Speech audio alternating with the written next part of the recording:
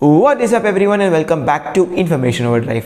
So in case இந்த channel நீங்கள் புதுசாக இருந்தீங்கன்னா இந்த சேனல் வந்து பார்த்தீங்கன்னா மறக்காம சப்ஸ்கிரைப் பண்ணுங்கள் and இந்த வீடியோ வந்து பார்த்தீங்கன்னா மறக்காம லைக் பண்ணிடுங்க. ஸோ இந்த வீடியோவில் நம்ம என்ன பார்க்க போகிறோம்னா bike tips for rainy seasons. So let's get straight to the video.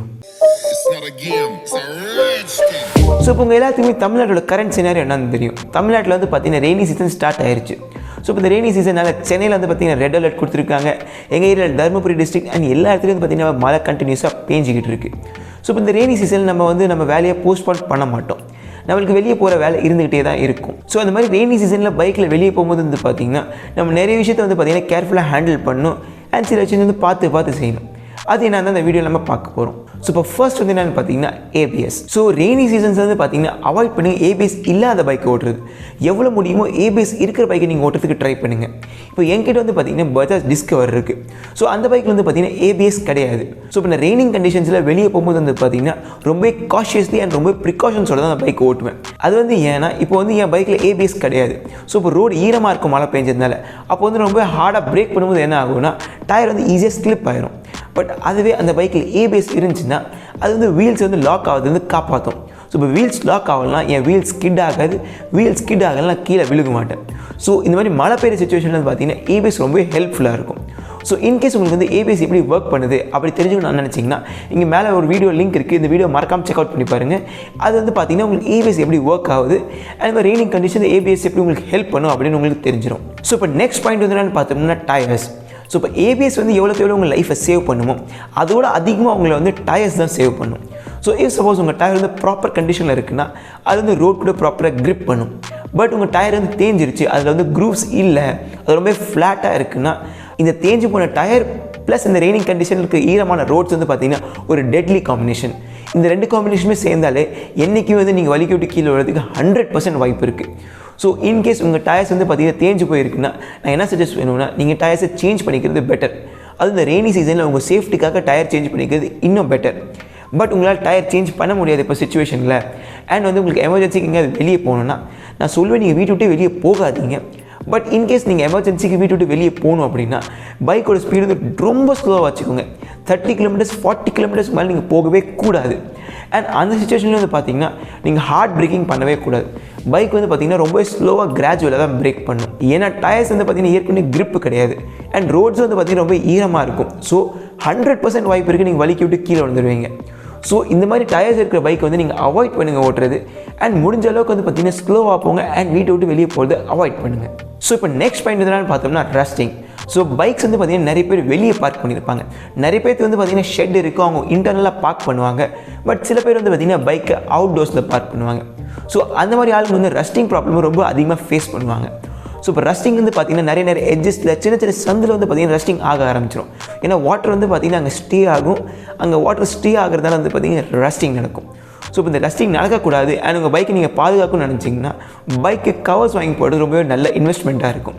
ஏன்னா இதில் உங்கள் பைக்கும் சேஃப்டாக இருக்கும், பைக் ரஸ்டிங்கும் ஆகாது அண்ட் பைக்கில் வந்து பார்த்திங்கன்னா எந்த விதமான டேமேஜும் க்ரியேட் ஆகாது. ஸோ உங்கள் பைக்கை ரஸ்டிங்லேருந்து காப்பாற்றுறதுக்கு வந்து பார்த்திங்கன்னா 2 வழி இருக்குது. ஒன்று வந்து பார்த்திங்கன்னா நீங்கள் பைக்கு கவர் போடுறது அண்ட் இன்னொரு வழி இஃப் சப்போஸ் உங்கள் பைக்கில் ஏதாவது ஒரு பார்ட்டில் ரஸ்டிங் ஆயிடுச்சு அண்ட் அந்த இடம் ஜாம் ஆயிடுச்சுன்னா WD-40 ஒரு ஸ்ப்ரே இருக்குது. அந்த ஸ்ப்ரே வாங்கி நீங்கள் வந்து எந்தெந்த இடம்லாம் ஜாமாக இருக்குது அண்ட் எந்தெந்த இடம்லாம் ரஸ்ட்டாக இருக்கோ அந்த இடத்துல ஸ்ப்ரே பண்ணி அந்த இடத்த க்ளீன் பண்ணிங்கன்னா ஜாம் ஆகிற இடமும் பார்த்திங்கன்னா ஃப்ரீ ஆயிரும் அண்ட் ரஸ்ட்டும் வந்து பார்த்திங்கன்னா எவ்வளோ முடியுமோ அதால் ரிமூவ் பண்ணிடும். 100% ரிமூவ் பண்ணாது, பட் எவ்வளோ அதால் முடியுமோ அது ரிமூவ் பண்ணிடும். ஸோ இப்போ நார்மல் என்ன மாதிரி இருக்கிற டிஸ்கவர் பைக்கோ ஸ்ப்ளெண்டர் பைக்கில் வந்து பார்த்திங்கன்னா ஹேண்டில் பாரில் ரஸ்ட் ஆகலாம், செயினில் ரஸ்ட் ஆகலாம், அந்த மாதிரி நடக்கும். பட் அதுவே நீங்கள் பெரிய பைக்ஸ் வச்சுருக்கீங்க லைக் டாமினராக இருக்கட்டும், டியூக்காக இருக்கட்டும். ஸோ அந்த மாதிரி பைக்கில் வந்து பார்த்திங்கன்னா டிஸ்க் பிரேக் இருக்கிற டிஸ்க் ரோட்டர்லேயே வந்து பார்த்திங்கன்னா ஈஸியாக ரஸ்டிங் ஆக ஆரம்பிச்சிடும். ஸோ அங்கே ரஸ்ட் ஆகிடுச்சுன்னா பிரேக்கிங் பர்ஃபார்மன்ஸ்க்கு வந்து பார்த்திங்கன்னா ரொம்ப பெரிய அடி வாங்கும் பைக். ஸோ இட்ஸ் பெட்டர் உங்கள் பைக் வந்து எவ்வளோ நீங்கள் சேஃபாக வச்சுக்கிறீங்களோ அவ்வளோ உங்களுக்கு பெட்டர். ஸோ ரெயின்லேருந்து அந்த பைக்கை காப்பாற்றுங்க. எவ்வளோ இன்டர்னலாக பார்க் பண்ண முடியும் பார்க் பண்ணுங்கள். இஃப் சப்போஸ் நீங்கள் பைக்கை வெளியே தான் பார்க் பண்ணுறீங்க அப்படின்னா பைக்கு கவர் வாங்குறது ஒரு நல்ல இன்வெஸ்ட்மெண்ட்டாக இருக்கும்னு நான் நினைக்கிறேன். ஸோ இப்போ நெக்ஸ்ட் பாயிண்ட் என்னென்னு பார்த்தோம்னா சேஃப் டிஸ்டன்ஸ். ஸோ இப்போ நீங்கள் மலையில் வந்து போகும்போது நீங்கள் ஒரு லாரி பின்னாடியோ பஸ்ஸு பின்னாடியோ கார் பின்னாடியோ வந்து பார்த்திங்கன்னா ஃபாலோ பண்ணிகிட்டே பொறுமையாக போவீங்க. அது வந்து ஏன்னா மலையில் உங்களுக்கு விசிபிலிட்டி ரொம்ப கம்மியாக இருக்கும். ஸோ அப்போது ஒரு பஸ்ஸு பின்னாடியோ ஒரு காரு பின்னாடியோ நீங்கள் பொறுமையாக ஃபாலோ பண்ணிட்டு போனீங்கன்னா நீங்கள் சேஃபாக இருப்பீங்கன்னு நினைப்பீங்க. பட் அது வந்து அப்சல்யூட்லி ராங். அப்படி நீங்கள் என்றைக்குமே பண்ணவே கூடாது. அது வந்து ஏன்னா பஸ்ஸோ லாரியோ காரோ அது வந்து மலையில் ஃபாஸ்ட்டாக போகும்போது வந்து பார்த்திங்கன்னா இஃப் சப்போஸ் அந்த ரோட்டில் ஏதாவது குழி இருக்குது, அந்த குழியில் தண்ணி ரப்பி இருக்குது அப்போனா காருன்னு ஒன்றுமே தெரியாது. அவனுக்கு என்ன ஆகும், லைட்டாக ஒரு வைப்ரேஷன் வரும், அவன் அந்த குழியிலேருந்து ஈஸியாக வெளியே போயிடுவான். ஆர் அந்த பஸ்காரன் வந்து பார்த்திங்கன்னா ஈஸியாக வெளியே போயிடுவான். பட் பைக்கில் நீங்கள் வந்து பார்த்திங்கன்னா 2 வீல்ஸில் இருப்பீங்க. ஸோ அப்போ வந்து நீங்கள் ஏதாவது குழியில் பைக்கை விட்டுட்டிங்கன்னா நிறைய சான்சஸ் இருக்குது நீங்கள் வந்து கீழே விழுந்துருவீங்க. அண்ட் பின்னாடி வந்து உங்களுக்கு ஏதாவது லாரியோ காரோ வருதுன்னா அது உங்கள் மேலே ஏறி மிதிச்சுட்டு போய்கிட்டே இருக்கும். ஸோ மழை பெய்யும்போது வந்து பார்த்திங்கன்னா இந்த மாதிரி பெரிய பெரிய வெஹிக்கிள்ஸ் பின்னாடி நீங்கள் போகவே போகாதீங்க.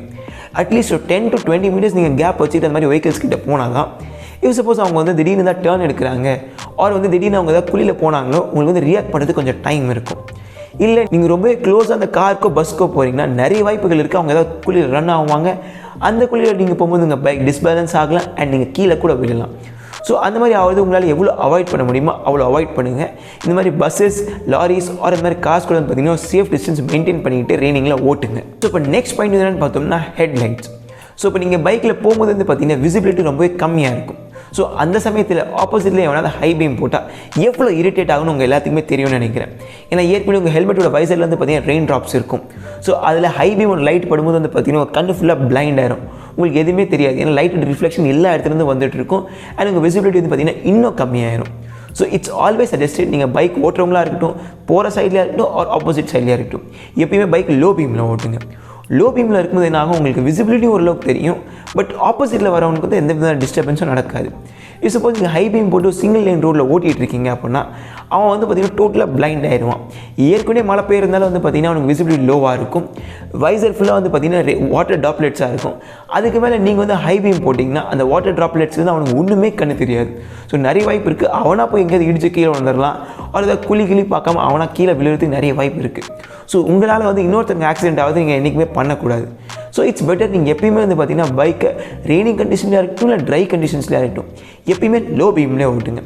லோ பீமில் ஓட்டினீங்கன்னா உங்களுக்கும் ஓரளவுக்கு விசிபிலிட்டி இருக்கும் அண்ட் ஆப்போசிட்டில் வரவனுக்கும் வந்து பார்த்திங்கன்னா எந்த விதமான ப்ராப்ளம்ஸும் வராது. ஸோ இப்போ நெக்ஸ்ட் பாயிண்ட் என்னென்னு பார்த்தோம்னா செயின். ஸோ இப்போ பைக் வந்து நம்ம சேத்துல ஓட்டுறோம் அண்ட் இந்த மாதிரி ரெய்னிங் கண்டிஷனில் ஓட்டும்போது வந்து பார்த்திங்கன்னா செயின் வந்து ஃபஸ்ட்டு ஈரமாகும். ஈரமானதுக்கப்புறம் நம்ம ஏதாவது சேத்துலையோ ஏதாவது மண்ணுலையோ போகும்போது என்ன ஆகும், எல்லா டர்ட்டும் வந்து பார்த்திங்கன்னா செயினில் ஒட்டிக்கும். ஸோ அப்போ செயின் ஒட்டினதுக்கப்புறம் நம்ம அந்த பைக்கை ஓட்டிக்கிட்டே இருக்கோம்னா செயின் வந்து பார்த்திங்கன்னா ரொம்ப அதிகமாக சீக்கிரமாக ரஸ்ட் ஆக ஆரம்பிச்சிடும் அண்ட் அந்த செயினோட வேரிங் வந்து பார்த்திங்கன்னா ரொம்ப ஃபாஸ்ட் ஆக ஆரம்பிச்சிடும். ஸோ இப்போ உங்கள் செயின் வந்து 30,000 kilometers வரைக்கும் லைஃப் வருதுன்னா அப்படின்னா அந்த செயின் இப்போ வந்து பார்த்திங்கன்னா 25,000 kilometersக்கு அந்த லைஃப் குறைஞ்சிடும். ஸோ நீங்கள் செயின் வந்து ப்ராப்பராக மெயின்டைன் பண்ணல, செயினை ப்ராப்பராக க்ளீன் பண்ணல, செயினை ப்ராப்பராக லீவ் பண்ணல அப்படின்னா செயின் ரொம்ப சீக்கிரமாக வியர் அவுட் ஆக ஆரம்பிச்சிடும் அண்ட் வந்து ஆஸ் எக்ஸ்பெக்டட் அதோட லைஃப் இருக்காது. அண்ட் பைக்கில் வந்து பார்த்திங்கன்னா பர்ஃபார்மன்ஸ் இஷ்யூஸும் வர ஆரம்பிச்சிடும். ஏன்னா செயினில் டர்ட் இருக்கிறதுனால வந்து பார்த்திங்கன்னா செயின் ஸ்லிப் ஆகலாம் அண்ட் செயின் கூட வந்து பார்த்திங்கன்னா உள்ள இருக்கிற கியர் பாக்ஸ் வந்து அழுக்கு போகலாம் அண்ட் பைக் வந்து ஜாம் ஆக ஸ்டார்ட் ஆகலாம். ஸோ இட்ஸ் ஆல்வேஸ் சஜஸ்டட் இந்த மாதிரி சேர்த்து சுச்சுவேஷன் நீங்கள் பைக்கை ஓட்டும் போது செயினை ப்ராப்பராக க்ளீன் பண்ணிக்கோங்க அண்ட் செயினை ப்ராப்பராக க்ளீன் பண்ணது இல்லாமல் அதை லீவும் பண்ணிக்கோங்க. செயினை ப்ராப்பராக க்ளீன் அண்ட் லீவ் பண்ணிங்கன்னா உங்களுக்கு செயினில் எந்த விதமான ப்ராப்ளம்ஸும் வராது அண்ட் உங்கள் பைக்கோட லைஃப் வந்து எவ்வளோ எக்ஸ்பெக்டடாக இருக்கோ அவ்வளோ ரன் ஆகும். ஸோ இப்போ லாஸ்ட் பாயிண்ட் என்னென்னு பார்த்தோம்னா ரெயின் கியர்ஸ். ஸோ இப்போ நிறைய பேர் மலையில் பைக் ஓட்டும்போது என்ன பண்ணுவாங்க, தலைக்கு மேலே ஏதாவது பை வச்சுப்பாங்க, ஏதாவது சாக்கு பை அது இந்த மாதிரி போட்டுக்குவாங்க. ஸோ இப்போ நிறைய வாய்ப்புகள் இருக்குது. நீங்கள் சப்போஸ் ஏதாவது பிரேக் போடுறீங்க இல்லை எமர்ஜென்சி திருப்பும் போது அந்த பை உங்களுக்கு முன்னாடி வந்துட்டால் உங்களுக்கு விசிபிலிட்டி 0 ஆயிரும். ஸோ அந்த ஃப்ராக்ஷன் ஆஃப் செகண்ட்ஸில் நீங்கள் பை எடுக்க ட்ரை பண்ணும்போது நீங்கள் வலிக்கி விட்டு கீழே விடலாம், முன்னாடி இருக்கிற பைக் மேலேயோ முன்னாடி இருக்கிற கார் மேலேயோ போய் இடிக்கலாம். அந்த மாதிரி விபத்துலாம் நடக்கிறதுக்கு நிறைய வாய்ப்புகள் இருக்குது. So it's always tested. நீங்கள் வந்து என்ன பண்ணுங்கள், ஹெல்மெட் போடுங்க, ஹெல்மெட் போட்டதில் ரெயின் கோட் போட்டுக்கோங்க. ரெயின் கோட் போட்டிங்கன்னா இங்கே வரைக்கும் அது கவர்டாக இருக்கும். ஸோ மழை தண்ணி உள்ளே போகிறதுக்கு வாய்ப்புகள் ரொம்பவே கம்மியாயிரும். நீங்கள் உள்ளேருந்து ஈரமாக மாட்டீங்க, சேஃபாகவும் இருப்பீங்க. ஏன்னா இஃப் சப்போஸ் அந்த பை வந்து உங்கள் கண்ணுக்கு முன்னாடி வந்துருச்சுன்னா நிறைய வாய்ப்புகள் இருக்குது. நீங்கள் முன்னாடி இருக்கிற கார் மேலே இடிக்கலாம், நீங்களே வலி விட்டு கீழே விழலாம். So it's always rested. அந்த மாதிரி பப்ளிக் ஸ்டண்ட்லாம் நீங்கள் பண்ண தேவையில்லை. அதிலே சில பேர் வந்து பார்த்திங்கன்னா இந்த மாதிரி கொடையை பிடிச்சிட்டு ஸ்கூட்டி ஓட்டுவாங்க. ஸ்கூட்டி ஓட்டும்போது வந்து பார்த்திங்கன்னா ஒரு கை யூஸில் இருந்தால் ஒன்றும் பிரச்சனை இல்லை. பட் இன்கேஸ் நீங்கள் வந்து பேனிக் பிரேக்கிங் பண்ணும்போது பைக் பிரேக் பிடிக்காது. ஏன்னா நீங்கள் வந்து ஒரு பிரேக் தான் யூஸ் பண்ணுறீங்க. அண்ட் கேட் பைக்ஸ் வந்து பார்த்திங்கன்னா நிறைய பேர் இந்த மாதிரி கழுத்தில் அம்ப்ரெல்லா மாட்டி இப்படி ஓட்டுவாங்க. ஸோ நிறைய வாய்ப்புகள் இருக்குது அவங்க வந்து இந்த மாதிரி பண்ணும்போது ஏதாவது விபத்து ஆகலாம். ஏன்னா காற்று வந்து பார்த்திங்கன்னா அந்த அம்ப்ரெல்லா பின்னாடி இழுக்கும் அண்ட் நீங்கள் வந்து பார்த்திங்கன்னா ரெசிஸ்ட் பண்ணிக்கிட்டு இப்படி ஓட்டுவீங்க. ஸோ ஒரு பாயிண்டில் வந்து என்ன ஆகும், முன்னாடி டிராஃபிக்கும் இருக்கும் அண்ட் நீங்கள் கொடையும் வச்சுருப்பீங்க. இப்போ நீங்கள் கொடையை பார்ப்பீங்களா ஆர் டிராஃபிக்கை பார்ப்பீங்களா? ஸோ அந்த மாதிரி ஆசிலேஷன் வந்து பார்த்தீங்கன்னா ஆக்சிடென்ட் ஆகிறது வாய்ப்பு இருக்குது, நீங்கள் கீழே விழலாம். ஸோ இட்ஸ் ஆல்வேஸ் பெஸ்ட் நீங்கள் வந்து இந்த மாதிரி ரெய்னிங் சுச்சுவேஷனில் ஒரு ரெயின் கோட்டில் இன்வெஸ்ட் பண்ணுறது ரொம்பவே பெட்டர். ஏன்னா நீங்கள் ரெயின் கோட்டில் இன்வெஸ்ட் பண்ணிங்கன்னா நீங்கள் ஈரமாகவும் ஆக மாட்டீங்க அண்ட் இந்த மாதிரி விபத்தில் வந்து நீங்கள் வந்து பார்த்தீங்கன்னா ஈஸியாக தப்பிச்சிடலாம். ஸோ இப்போ இந்த மாதிரி ரெய்னி சீசனுக்கு வந்து பார்த்தீங்கன்னா 2 விஷயம் தான் இன்வெஸ்ட் பண்ணுறது ரொம்ப அதிகமாக சஜஸ்ட் பண்ணுவேன். ஃபர்ஸ்ட் வந்து பார்த்தீங்கன்னா பைக் கவர், செகண்ட் வந்து பார்த்தீங்கன்னா ரெயின் கோட். இது ரெண்டுமே வந்து பார்த்தீங்கன்னா உங்களையும் ப்ரொடெக்ட் பண்ணும் அண்ட் உங்கள் பைக்கையும் ப்ரொடெக்ட் பண்ணும். ஸோ இதனால் பைக்கும் டேமேஜ் ஆகாது அண்ட் இந்த மாதிரி ரோட்டில் போகும்போது உங்களுக்கும் இது மாதிரி எதுவும் பிரச்சனையும் வராது. ஸோ இப்போ that's all for this video. இந்த வீடியோவில் நம்ம என்ன பார்த்தோம்னா பைக்கை ரெய்னி சீசனில் எப்படி ஓட்டுறது அண்ட் எப்படி கேர் பண்ணிக்கிறது ட்ரிப்ஸ் பார்த்தோம். ஸோ இன்கேஸ் உங்களுக்கு இந்த வீடியோ பிடிச்சிருந்தா இந்த வீடியோ மறக்காம லைக் பண்ணுங்கள், இந்த சேனலை மறக்காம சப்ஸ்கிரைப் பண்ணுங்கள். I will see you new video tomorrow. And அது வரைக்கும் இந்த ரெய்னி சீசனில் வந்து பார்த்தீங்கன்னா பார்த்து பைக் ரைட் பண்ணுங்கள் அண்ட் சேஃபாக இருங்க.